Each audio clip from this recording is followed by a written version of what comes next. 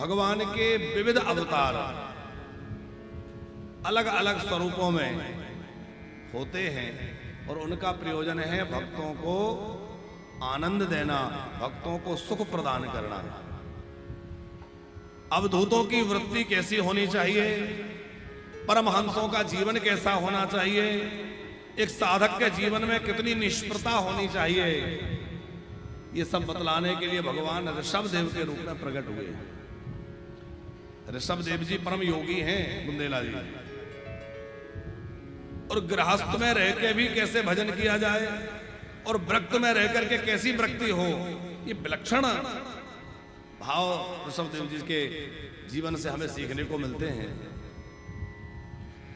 ऋषभ देव जी के रूप में भगवान का अवतार हुआ, राजा बने, राजगद्दी पर बैठे, इंद्र की पुत्री जयंती से विवाह हुआ और राजकाज में लगे होने के बावजूद भी इनका मन पूरी तरह भगवान में लगा रहता है। इसका अर्थ यह है कि हम अपने घर के काम काज में लगे हैं तो काम काज करते हुए भी हमारा मन भगवान में हम लगा के रख सकते हैं।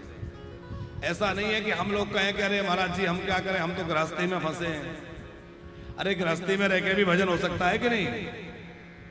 विभीषण जी में लंका में रह के भजन किया, श्री प्रहलाद जी ने राक्षसों में रह के भजन किया, मीरा जी के सामने कितने विरोध थे, नरसिंह जी को लोगों ने कितना परेशान किया, फिर भी इन भक्तों ने अपनी भक्ति छोड़ी।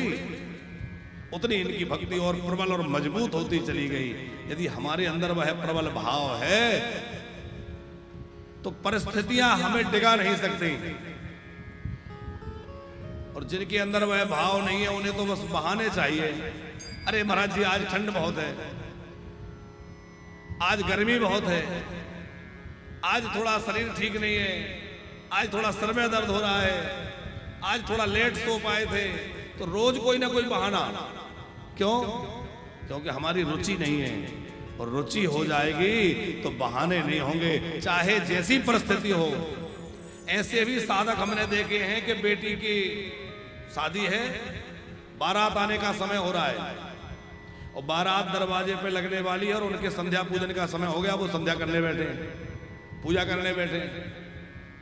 लोग कह रहे हैं अरे बारात आ रही है, आप तैयार होइए। आप बोले नहीं, पहले नियम हमारा पूरा करेंगे, नियम का समय हो गया। तो जिनको अपना नियम प्रिय है, भगवत भक्ति प्रिय है, भजन प्रिय है, वो किसी भी परिस्थिति में भजन कर लेंगे। और जिनको नहीं करना है उनको चाहे जितनी बढ़िया जगह ले जाके बिठा दो, वो बद्रीनाथ में भी चले जाएंगे तो वहां भी देखेंगे कितने बढ़िया पर्वत है, यहाँ ये ऐसा है, यहाँ ऐसा झरना है, वही सब देखेंगे, भजन नहीं होगा। एक आदमी समुद्र किनारे टहल रहा था, बड़ी देर से इधर से उधर, उधर से इधर, कुछ परेशान दिख रहा था। तो किसी ने पूछा क्या हो गया, कुछ गुम गया, खो गया, क्या ढूंढ रहे हो, किसी की प्रतीक्षा कर रहे हो? बोले ना मैं किसी की प्रतीक्षा कर रहा, ना मेरा कुछ गिरा है, मैं तो ये देख रहा हूं कि ये समुद्र में लहरें आ रही हैं, ये थोड़ी कम हो जाएं क्योंकि मुझे नहाना है। तो नहाने के लिए आया हूं पर ये लहरों के कारण मैं नहा नहीं पा रहा हूं, तो ये लहरें बंद हो तो मैं गोता लगाऊं। उस व्यक्ति ने समझाया अरे भले आदमी, समुद्र की मौजें कब रुकने वाली, वो तो लहरें चलती रहेंगी। यदि गोता लगाना है तो लहरों के बीच में ही गोता लगाओ और निकल जाओ, समुद्र की मौजें रुकने वाली नहीं है। इसीलिए एक सूफी संत ने कहा है, गैर मुमकिन है कि ये जमाना अपनी मस्ती छोड़ दे, गैर मुमकिन है कि ये जमाना अपनी मस्ती छोड़ दे, इसीलिए ये दिल तू ये बेकार बस्ती छोड़ दे। इस संसार में तो ये उठा पटक ये सब चलता रहेगा साहब। हम सोचे कि सब कुछ बढ़िया हो जाए तब भजन करेंगे, तो सब कुछ बढ़िया कभी होने वाला नहीं है, एक दिन हम ही सुधार जाएंगे। तो बोले भले ही लहरें उठती रहें, गोता लगा लो, अनुकूलता प्रतिकूलता के उतार चढ़ाव जीवन में बने रहे, पर हम भजन में लगे रहे, हमारा मन भगवान में लगे रहे। कैसे? बोले जैसे नागर को मन गागर में। थोड़ा सा शार्प करना आवाज, बेस ज्यादा शार्प। जैसे नागर को मन गागर में। आपने पहले समय में देखा होगा कि माताएं कुएं से जल भरने जाती थी। आपने देखा है भैया, कुएं से जल भर के लाती थी, पानी भर के लाती थी, तो वो 2 मटकियां सिर पे रख लेती थी, 3-3 भी रख लेती थी, एक के ऊपर दूसरी, फिर उसके ऊपर छोटी सी, एक हाथ में भी रख ली। और जब वो चलती थी तो हिलती डुलती भी थी, बातचीत भी करती थी। तो वो किसी से बात भी कर रही हैं, हिलडुल भी रही हैं, चल भी रही हैं, पर क्या मटकी गिरती थी? पकड़ के नहीं रखा उन्होंने, पर ऐसा बैलेंस बना के रखती थी कि वो गिरे नहीं। तो वो बात कर रही हैं, चल रही हैं, हिल रही हैं, डुल रही हैं, लेकिन उनका मन वहां लगा है कि इसका बैलेंस ना बिगड़ जाए, संतुलन ना बिगड़ जाए। उसी प्रकार आप संसार में रहिए, सब करिए, व्यवहार करिए, लेकिन जैसे नागर को मन गागर में, वैसे ही भक्त का मन अपने भक्ति में लगा रहना चाहिए। सब कुछ करते हुए भी मन भगवान में लगा रहे। मन राखा हो जहाँ कृपा निधाना, मन राखा हो जहाँ कृपा निधाना, मन राखा हो जहाँ कृपा निधाना, मन राखा हो जहाँ कृपा निधाना, कर से कर्म कराए विधि नाना, कर से कर्म कराए विधि नाना। हाथों से काम करते चलो और मन से स्मरण करते चलो, मुख से नाम जपते चलो, काम बन जाएगा। कर से कर्म कराए विधि नाना, कर से कर्म कराए विधि नाना, मन राखा हो जहाँ कृपा निधाना, मन राखा हो जहाँ कृपा निधाना, मन राखा हो, मन राखा हो, मन राखा हो कृपा निधाना। मन जो है भगवान में लगा के रखें, और नहीं तो भटकते रहेंगे। कितने जन्मों से भटक रहे हैं, भटकते रहेंगे हम तो होकर बाबरे। हो भटकते रहेंगे हम तो होके बाबरे, भटकते रहेंगे हम तो होके बाबरे। हर तेरे बिना जाए कहाँ ओ सांवरे,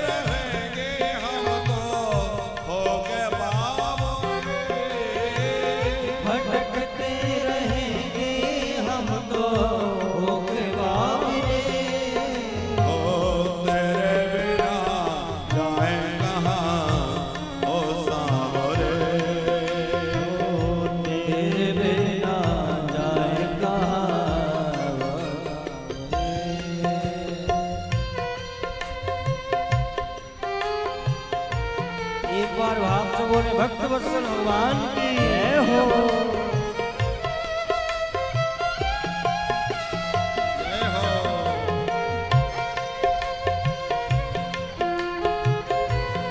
प्यारे श्याम सुंदर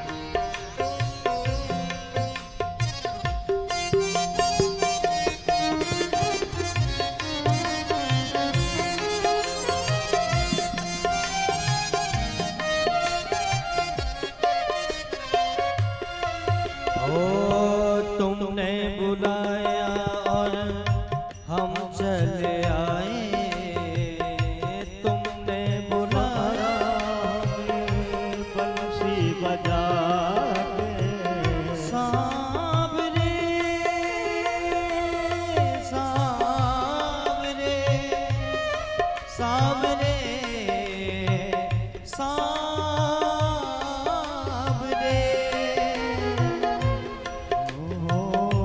तुमने बुलाया हमें बंसी बजा के, हम चले आए कितने सपने सजा के। तुमने बुलाया और बंसी बजा के, हम चले आए कितने सपने सजा के।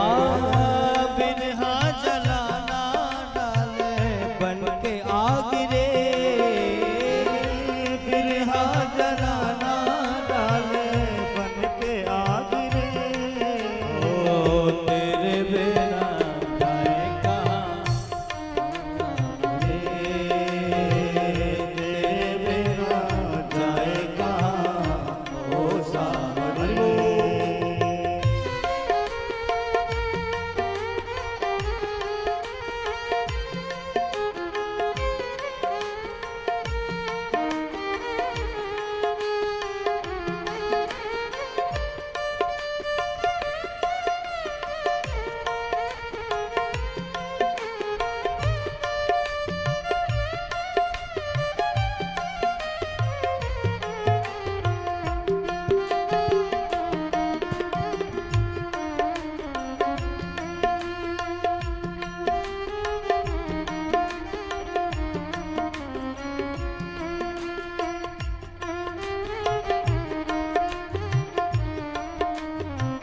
खजरारी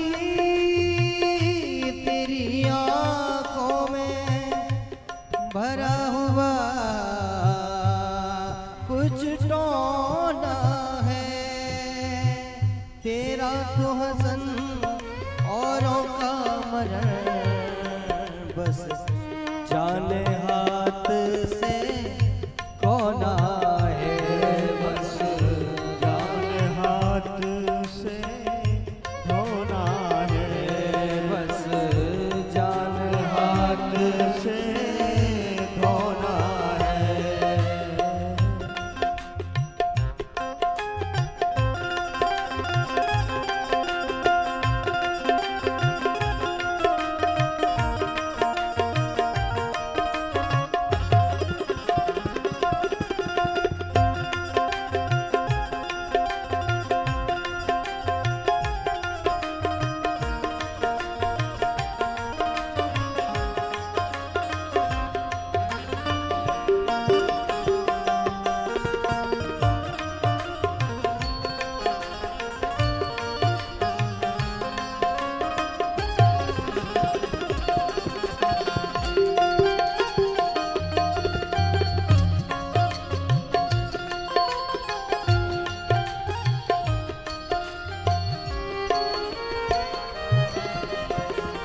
हम हैं तुम्हारे मोहन, तू ही हमारा है, तेरा ही सहारा हमको, तेरा ही सहारा है।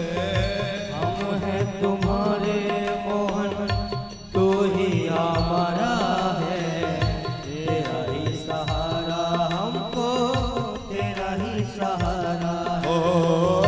हम हैं तुम्हारे मोहन, तू ही हमारा है, तेरा ही सहारा हमको, तेरा ही सहारा है।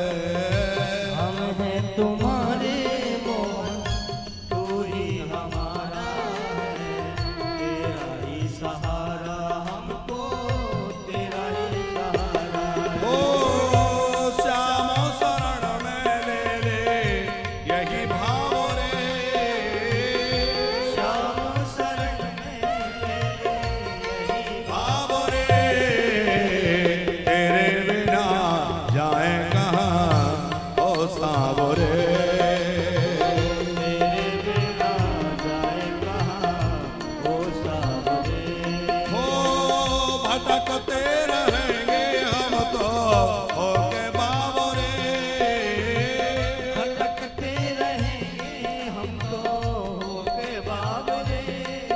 अरे तेरे बिना जाए कहाँ ओ सावरे, तेरे बिना जाए कहाँ ओ सावरे, ओ तेरे बिना जाए कहाँ ओ सावरे, तेरे बिना जाए कहाँ ओ सावरे। बोलो वृंदावन बिहारी लाल की जय हो।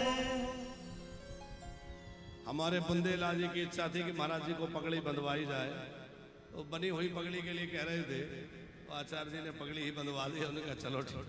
आज नंदोत्सव है और सब लोग नंदोत्सव की तैयारी में पीले पीले वस्त्र धारण करके बैठे हैं। आज हम लोगों को जल्दी जल्दी कथा आगे बढ़ानी है ताकि हम लोग गोकुल तक पहुंच जाएं और नंद महोत्सव का आनंद लेना है। तो हमारे बुंदेलाल जी बड़े भाव से लगे हुए हैं और खूब आनंद से उत्सव का ये दिव्य कथा का आनंद सब लोग ले रहे हैं। तो हमारी चर्चा चल रही थी बुंदेलाल जी कि भगवान ऋषभदेव जब राजा बने, इंद्र की पुत्री जयंती से विवाह हुआ और इनके 100 पुत्र हुए। इनके सबसे बड़े बेटे का नाम है भरत। श्री ऋषभदेव जी अपने सब बच्चों को बुलाते हैं और समय समय पर सुंदर शिक्षा देते हैं। बच्चों, जानते हो हम लोग मनुष्य क्यों बने? मनुष्य बनने का अभिप्राय है कि हमें इस मनुष्य शरीर से भजन करके भगवान को प्राप्त करना है। नायम देहो देह भाजाम नरलोके काष्टान कामान नरहति बिड़ भुजाम ये तपो दिव्यम पुत्र कायेन सत्वम शुद्धेद समाद ब्रह्म सौख्यम तुदंतम। बेटा, खाना पीना सोना ये तो जहां जाओगे वहीं मिलेगा, पर एक मनुष्य शरीर ही ऐसा है जिससे भगवान की प्राप्ति, भगवान का भजन किया जा सकता है। और बड़ी गजब की बात कह रहे हैं भगवान ऋषभदेव। देखो, वह गुरु नहीं है जो अपने शिष्य को भगवत भक्ति की रास्ता ना दिखाए, भजन में ना लगाए। वो पिता नहीं जो अपने पुत्र को भगवत भक्ति में ना लगाए और संसार सागर से छूटने का रास्ता ना दिखाए। वो माता माँ कैसे कही जाए जो अपने बच्चे को बार बार जन्मने मरने के चक्र से मुक्त करने की राह न दिखाए। ये ऋषभदेव जी कह रहे हैं, गुरुर्न सस्यात् स्वजनो न सस्यात् पिता न सस्यात् जननी न सस्यात् दैवं न तस्या न पतश्च सस्या न मोक्ष चेद्य समुपेत मृत्यो। वो गुरु कैसे कहा जाए जो अपने शिष्य को भगवान की भक्ति में ना लगाए। गुरु जी का काम क्या है? गुरु का काम है अपने शिष्य को भगवान से जोड़ना। आजकल ऐसी भी परंपराएं चल गई हैं जिसमें यह कहा जाता है, अरे भगवान की पूजा मत करो, मूर्तियों को हटा दो, केवल गुरुजी का ध्यान करो। लेकिन हम आपसे निवेदन करें, गुरुजी भगवत स्वरूप है, इसमें कोई संदेह नहीं है, पर गुरु ही भगवान है ऐसा मानकर भगवान का भजन छोड़ दिया जाए, ये बिल्कुल ठीक नहीं है। गुरु परमात्मा का स्वरूप है, गुरु साक्षात परब्रह्म है, लेकिन गुरु जी का काम है शिष्य को भजन में लगाना। देखो, शिष्य का काम है गुरु जी को परमात्मा के स्वरूप में देखना और गुरु जी का काम है शिष्य को परमात्मा से जोड़ देना।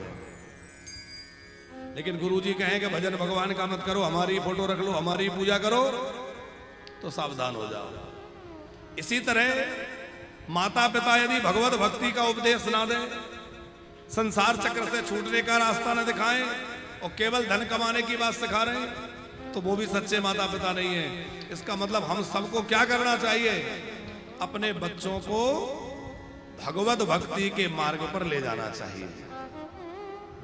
हम अपने बच्चों को धन कमाना सिखाएं, संसार का ज्ञान कराएं, खूब आधुनिक शिक्षा दें, डॉक्टर इंजीनियर साइंटिस्ट जो मर्जी बनाइए, पर अपने बच्चों को धार्मिक पुरुष बनाइए और उनको भगवान की भक्ति से जोड़िए, उनको अध्यात्म से जोड़िए, जिससे उनका जीवन शांत, समृद्ध और सुखी रहे।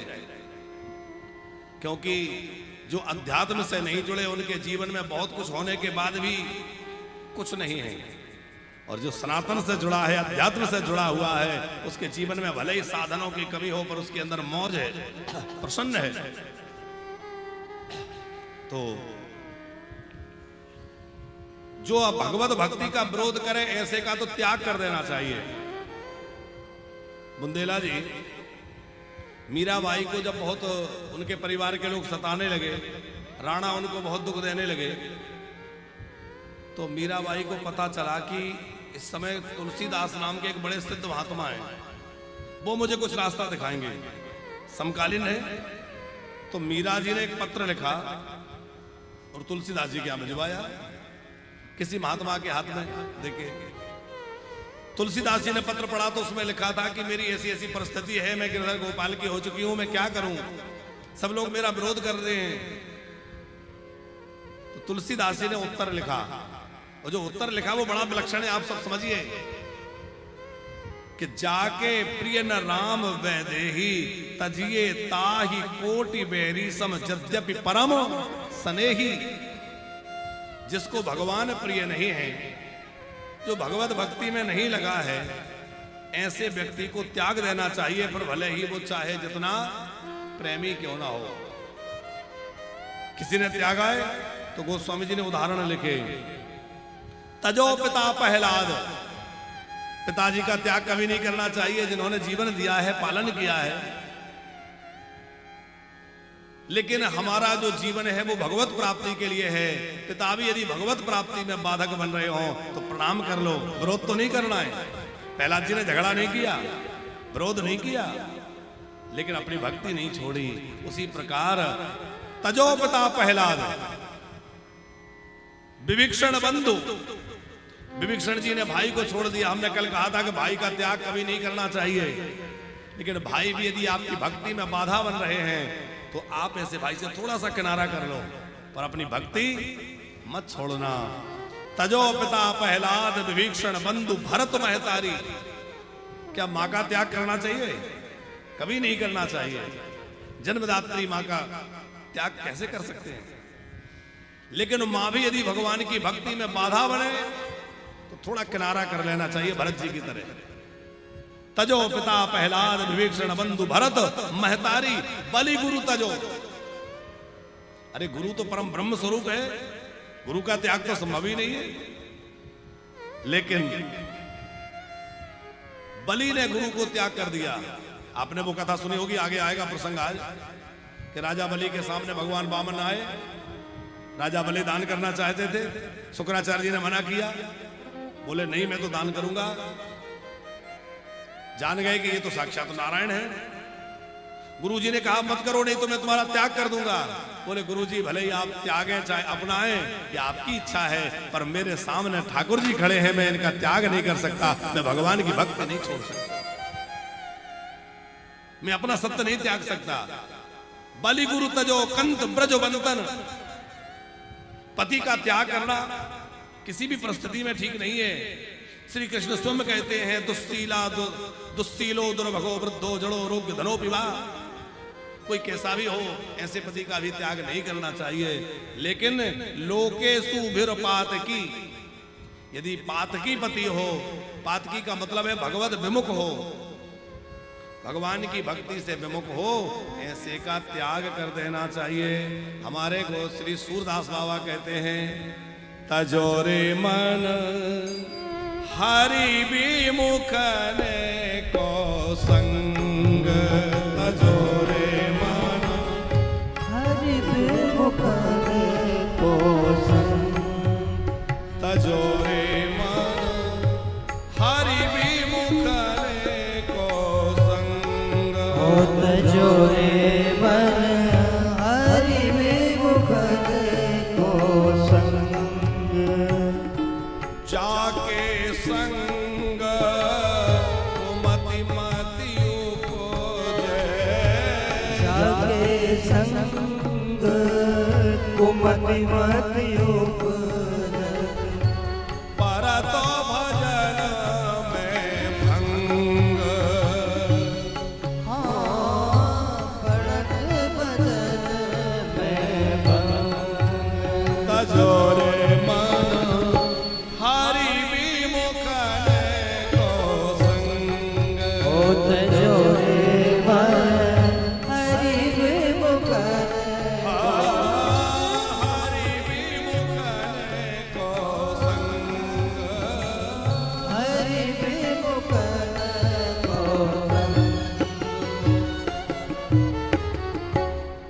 हरि विमुखों का संग त्याग दो क्यों? बोले जिनके संग में रहने से कुमति मति उपजे और परे भजन में भंग तजोरे मन हरि विमुख को। तो ऋषभ देव जी अपने बच्चों को बड़ी सुंदर शिक्षा देते। बाद में उन्होंने घर का त्याग किया, अपने बड़े बेटे भरत को राजगद्दी सौंप दी और स्वयं वन में निकल गए। अवधूत वृत्ति का आश्रय ले लिया, जहां तहां पड़े रहते जंगल में, जो मिल जाता पा लेते, नहीं मिलता तो ऐसे राम राम जपते रहते।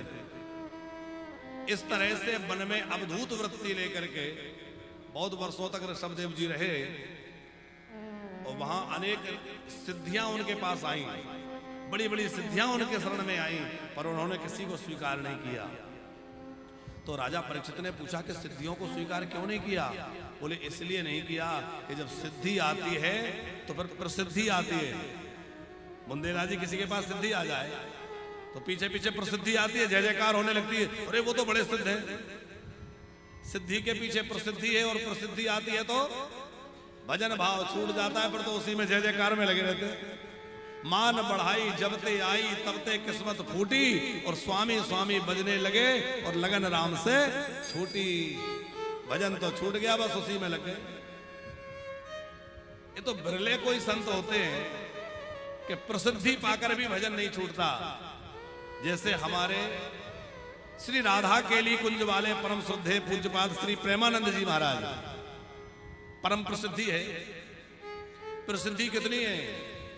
अभी हमने देखा कि हम विदेशों में गए तो बाहर भी कोई मिला और उन्होंने पूछा इंडिया में कहां से, तो हमने कहा वृंदावन। तो बहुत लोग बाहर वृंदावन नहीं जानते, लेकिन वो लोग भी संत प्रेमानंद जी को जानते। बोले वो प्रेमानंद जी वाले। हमें आश्चर्य के लोग वृंदावन को आज प्रेमानंद जी के नाम से जान रहे हैं। प्रेमानंद जी वाले वृंदावन, हाँ। तो वृंदावन का पर्याय महाराज श्री जी बन गए और कितना विलक्षण, लेकिन उनकी साधना कम नहीं हुई। भजन ऐसा नहीं कि प्रसिद्धि मिल गई तो भजन छूट जाए, नहीं। लेकिन ये सब वो महापुरुष ही कर सकते हैं, हम साधारण लोगों के बस का तो नहीं है। हम लोग तो थोड़ी सी प्रतिष्ठा मिल जाए तो भगवान को ही भूल जाए, पर धन्य है वो महापुरुष कि इतनी प्रसिद्धि है, हजारों नहीं, लाखों नहीं, करोड़ों लोग उनके आज दीवाने हैं, पर वो अपने भजन में लगे हैं, राधा राधा अपने में लगे हैं, औरों को भी लगा रहे हैं। अद्भुत। तो हम आपसे कह रहे थे कि जीवन में सिद्धि प्रसिद्धि के चक्कर में ना पड़े, भगवान के भजन में लगे रहें। जब भी कोई भजन में लगता है तो भगवान पहले तो उसको संसार का वैभव देते हैं, धन और दौलत देते हैं, घर मकान दुकान देते हैं। क्यों? भैया तू ये सब ले ले, मेरा पीछा छोड़। क्या कहते हैं भगवान? घर ले ले, मकान ले ले, दुकान ले ले, पैसा ले ले, गाड़ी ले ले, पर मेरा पीछा छोड़। और हम लोग इसी में अटके रह जाते हैं। हमने पूजा करी, भगवान ने ये दे दिया, खूब बढ़िया मकान बन गया, खूब ये हो गया। भगवान कहते बढ़िया तू उसमें खुश रहे, मैं अपने में खुश हूं। लेकिन जब कोई भक्त कहता है नहीं नहीं नहीं मुझे ये सब नहीं चाहिए, मुझे तो आप चाहिए, तो भगवान कहते हैं अब तो इसको मेरी आवश्यकता है। कैसे?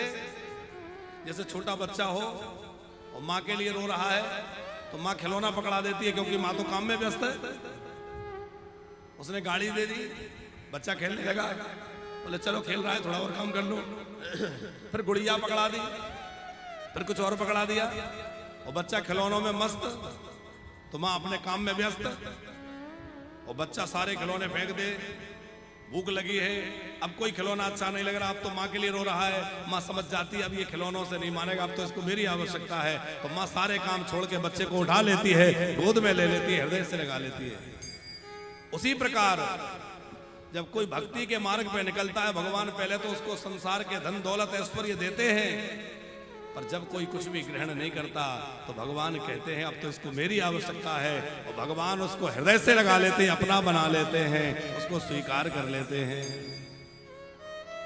तो भगवान के द्वार पर जाकर संसार की चीजें मत मांगना, भगवान के द्वार पर जाकर केवल भगवान को मांगना। ऋषभ देव जी ने अवधूत वृत्ति ग्रहण करी, ध्यान से सुनना। तो धीरे धीरे लोग आने लगे, अरे बड़ा सिद्ध महात्मा है, कोई बड़ा अच्छा बाबा है, ऐसे महात्मा है। धीरे धीरे भीड़ लगने लगी। ऋषभ देव जी को लगा ऐसे तो भजन नहीं हो पाएगा, तो उन्होंने क्या किया कि मलमूत्र में ही पड़े रहते, नहाना धोना बंद कर दिया, एक पत्थर का टुकड़ा मुंह में रख लिया, बोलना चालना बंद कर दिया। अब वो गंदगी में पड़े रहते तो लोग समझते अरे ये तो पागल बाबा है, वो सबने पागल कह के दूर हट गए, और वो सोचने लगे कि ये बढ़िया हुआ लोगों ने पागल समझ लिया। लोग पागल समझे, इसमें बड़ी भलाई है। क्या भलाई है? बोले लोग चिपकेंगे नहीं, दूर बने रहेंगे, हम अपना भजन करते रहेंगे। लोग पागल, हमारे दिल में तो खुशियों के लच्छे हैं, हमारे दिल में खुशियों के लच्छे हैं, और हमें पागल ही रहने दो, हम पागल ही अच्छे हैं। भगवान के भक्त कहते हैं हम तो पागल ही अच्छे हैं। अच्छा एक बात देखो, संतों की दृष्टि में संसारी पागल है, और संसारी की दृष्टि में संत पागल है। कैसे? संतों की दृष्टि में संत सोचते हैं कि बताओ इतना सुंदर मनुष्य शरीर प्राप्त करके ये लोग भोगों में फंसे हैं, संसार में फंसे हैं, भजन नहीं कर रहे, ये लोग पागल हैं। हम लोग सोचते हैं कि देखो अच्छा भला घर द्वार छोड़ के, सब सुख सुविधा छोड़ के बाबा बने डोल रहे, ना खाने का ठिकाना ना रहने का ठिकाना, कितने पागल हैं। तो हमें वो पागल लग रहे हैं, उन्हें हम पागल लग रहे हैं। पंकज जी अभी हम लोग बाहर गए, विदेश में गए, हमारे महाराज जी हमसे कह रहे हैं कि महाराज जी ये लोग हमें ऐसे देखते हैं कि पागल आ गए हो कोई, क्योंकि वो लोगों का रहन सहन खान पान बड़े अलग ढंग का, हम लोगों की वेशभूषा वही, तो वो लोग हमें ऐसे देखते थे कि ये कहां से आ गए। तो हमने उनसे कहा महाराज जी इन लोगों की नजर में तो हम पागल हैं, और हमारी नजर में ये पागल लग रहे हैं कि ये साले शराब पीने में, मांस खाने में, इसमें सब अपना समय और जीवन बर्बाद कर रहे हैं। भाई शराब पीने में लगे हैं, मांस खाने में लगे हैं, तो हमारे नजर में तो ये पागल हैं, कितना अच्छा जीवन बर्बाद कर रहे हैं, और इनकी नजरों में हम पागल दिख रहे हैं कि ये कहां से आ गए चंदन लपेट के। तो ये तो अपना अपना विचार है, पर सच्ची बात है ज्ञानी कौन है? ज्ञानी वही है राम ही भजहि सो चतुर नर। भैया ज्ञानी वही है जो भगवान के भजन में लगा है, जो विषय भोग त्याग करके राम नाम में भगवत भजन में लगा है, वही ज्ञानी है। ऋषभ देव जी ने वन की अग्नि में देह को भस्म करके अपना शरीर त्याग कर दिया।